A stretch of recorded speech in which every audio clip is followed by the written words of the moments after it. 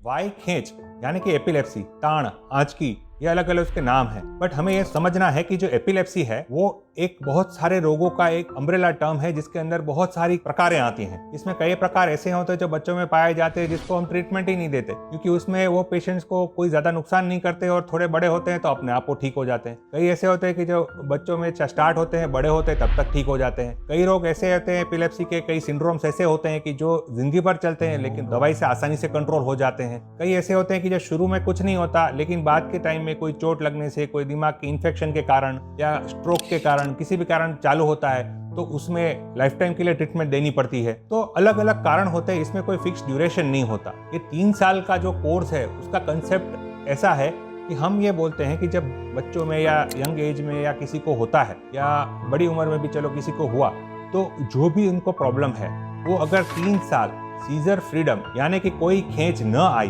तो फिर हम ऐसा सोचते हैं कि दिमाग के अंदर जो नुकसान है वो शांत हो गया है, जो एपिलेप्टिक फोकस है उसकी शांत होने की संभावना है। तो अगर पेशेंट्स जो 3 साल तक उसको एग्जैक्टली दवाई पे कोई दौरा नहीं आया और उसके बाद उसके कोई रेड फ्लैग्स नहीं है, क्योंकि उसका पूरा एक फॉर्मूला है कि हम जो देखते हैं कि भी इसको वापस दौरे आने की संभावना कितनी है। अगर हम दवाई बंद करने की चेष्टा करेंगे तो इसको वापस होने की संभावना कितनी है वो हम कैलकुलेट करते हैं, और उसमें अगर हमें संतुष्टि रहती है कि भी इसमें रिस्क बहुत कम है तो ही हम उसमें दवाई कम करने का सलाह देते हैं। लेकिन ऐसा कोई फिक्स नहीं है कि 3 साल हुआ और दवाई बंद कर दिया। कई पेशेंट्स में ऐसी मान्यता होती है कि नहीं चलो 3 साल हो गया, दवाई खा ली, अब कोई भी दौरा नहीं आएगा। तो ऐसा नहीं होता। कई पेशेंट्स 3 साल दवाई चालू किया, अच्छा रहा तो आते ही नहीं, 3 साल के बाद अचानक दवाई बंद कर देते हैं और उसके बाद उनको वापस दौरे स्टार्ट हो जाते हैं और स्टेटस एपिलेप्टिकस यानी कि कंटिन्यूअस दौरे के साथ एडमिट करना पड़ता है। और स्टेटस एपिलेप्टिकस अगर लंबा चल गया तो परमानेंट डैमेज भी छोड़ देता है और जान को भी खतरा कर देता है। तो हमेशा ये ध्यान रखें कि ऐसा कोई फिक्स रूल नहीं है कि 3 साल हो गए तो आपकी एपिलेप्सी ठीक हो गई।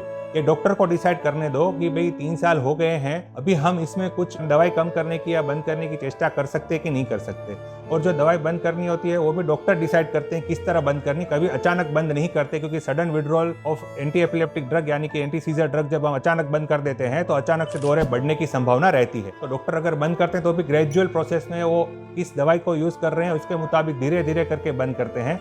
और जैसे मैंने बताया जो इस वीडियो के स्कोप से बाहर है कि भी कितने सारे फैक्टर्स होते हैं जो इसमें असर कर सकते हैं, तो वो सारे फैक्टर्स को हम कुल मिला के एक डिसाइड करते हैं कि पेशेंट का रिस्क बेनिफिट क्या है, कि दवाई चालू रखने का रिस्क बेनिफिट क्या है और दवाई बंद करने का रिस्क कितना है, और फिर बाद में जो पेशेंट के लिए बेस्ट रहेगा वो हम करेंगे। तो हमेशा अपने डॉक्टर के संपर्क में रहें। ऐसा नहीं सोचे कि दवाई लागू पड़ गई है हम 3 साल खा के बंद कर देंगे और हमेशा के लिए सीजर फ्री हो जाएंगे, ऐसा नहीं होता है। हमेशा डॉक्टर का कॉन्टेक्ट में रहिए, रेगुलर फॉलोअप करिए और डॉक्टर की जो बताया है उस तरह करना है। क्योंकि हम कई बार बोलते हैं कि भाई 3 साल में बंद करने से आपका रिस्क ज्यादा है तो पेशेंट डॉक्टर बदल देते हैं कि चलो इस डॉक्टर ने नहीं बंद किया मैं दूसरे के पास जाऊंगा, फिर वो बंद नहीं करता तीसरे के पास जाते हैं, फिर कहीं और ऐसी जगह जाएंगे जो फाइनली न्यूरोलॉजिस्ट ही नहीं है, ऐसे ही है, और दवाई बंद कर देते हैं और फिर दौरा लेके वापस आते हैं। तो ये चीजें नहीं करनी है। दवाई बंद करने का गलत आग्रह नहीं रखना है। जो डॉक्टर बोलते हैं वो आपकी भलाई के लिए होता है। ऐसा हम नहीं चाहते कि हम आपको सीजर का रिस्क बढ़ाएं, इसलिए हम मना करते हैं। हमारी ऐसी कोई इच्छा नहीं होती कि हम आपको दवाई खिलाते ही रहें, बस वो जरूरी है इसलिए हम दे रहे होते हैं।